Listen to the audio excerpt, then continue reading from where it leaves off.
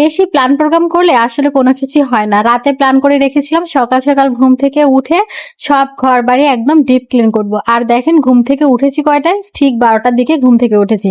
আর উঠে রান্না বান্না করে খাবার খেতে খেতে বিকাল 5টা বেজেছে। তো হ্যালো এভরিওয়ান, আসসালামু আলাইকুম। কি অবস্থা সবার? আমাদের শুক্রবারের দিনটা আজকে আপনাদের সাথে শেয়ার করি চলেন। একদমই খুবই কষ্টের একটা দিন কেটেছে। ভেবেছিলাম কালকে রাতে প্ল্যান করে রেখেছিলাম যে আজকে ঘর বাড়ি ডিপ ক্লিন করবো। হাজবেন্ডকেও বলে রেখেছিলাম যে তুমি এটা করবো, আমি এটা করবো।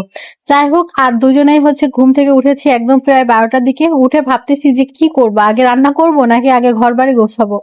যাই হোক, আগে ভাবলাম রান্নাটা সেরে ফেলি, কারণ রান্না একটা বড় প্যারার কাজ। এটা শেষ হতে হতে আমার বাকি কাজগুলো হয়ে যাবে। মানে রান্না বসিয়ে দিয়ে আমি টুকটাক করে কাজ শুরু করে দিয়েছিলাম, অলরেডি ঘর থেকে ক্লিন করা শুরু করে দিয়েছিলাম। আর এদিকে হাজবেন্ডকে বলেছিলাম তুমি ফ্যানগুলো পরিষ্কার করো। সে মশাই 4টা ফ্যান পরিষ্কার করে তারই খুব কষ্ট হয়ে গেছে আর কি। তাই নিয়ে একটু ঝগড়া করলাম যে আমি এত কাজ করতেছি, তোমার শুধু ফ্যান পরিষ্কার করে কষ্ট হয়ে গেছে।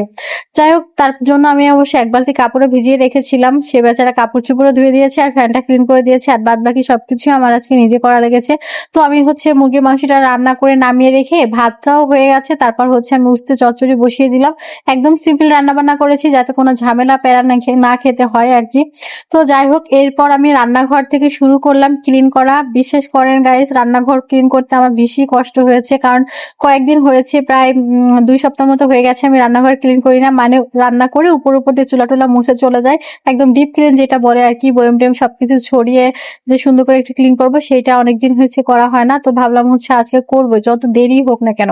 তো আমি রান্না শেষ করে এরপর রান্নাঘর ক্লিন করে রান্নাঘর একদম মুছে বের হয়ে এসেছি। তারপর ফ্রিজটাও পরিষ্কার করে ফেলেছি। ফ্রিজ পরিষ্কার করতে বলতে একদম উপরটা মুছেছি, আর ভিতরে নর্মাল যে জায়গাগুলো সবজি রাখার যে ট্রে গুলো, এগুলো ক্লিন করেছি। তারপর ঘরের ঝুলকারিটা ভেঙে নিলাম। আর এদিকে সেই ফ্যান পরিষ্কার করতেছিল। ফ্যান পরিষ্কার করে সে কাপড় ধোয়ার জন্য বাথরুমে মানে ওয়াশরুমে চলে গেছে। আর বাদ বাকি সবকিছু ঘর মোছা থেকে শুরু করে বেডরুমের সমস্ত ফার্নিচার, তারপর ঘর মোছা A to Z সবকিছু করে ফেলেছি। আর এগুলো করতে করতে আমার 4টা বেজে গেছে। আর 4টার সময় গোসল করে খেতে খেতে আমার প্রায় 5টা বেজে গিয়েছিল গাইস। কি আর বলবো বলেন, আজকে শুক্রবারটা একদমই খুবই কষ্টে কাটলো। যাই হোক, খাওয়া দাওয়া করে নিয়ে তারপর দেখি হাজবেন্ড ইউনিট থেকে মানে যেগুলো ওর প্রয়োজনীয় জিনিস সেগুলো উঠিয়ে এনেছে। তো এবারে কেসটা নাকি অনেক ভালো দিয়েছিল, বাটার। তো কেস সবকিছু দেখছিলাম, আর এদিকে দেখতে কিন্তু আমার মেজাজ খারাপ হয়ে গেছে, কারণ বলতেছিলাম যে আমার তো বিছানা চাদর মশারি কিছুই আনো না, আমার জিনিস তো আনো নাই।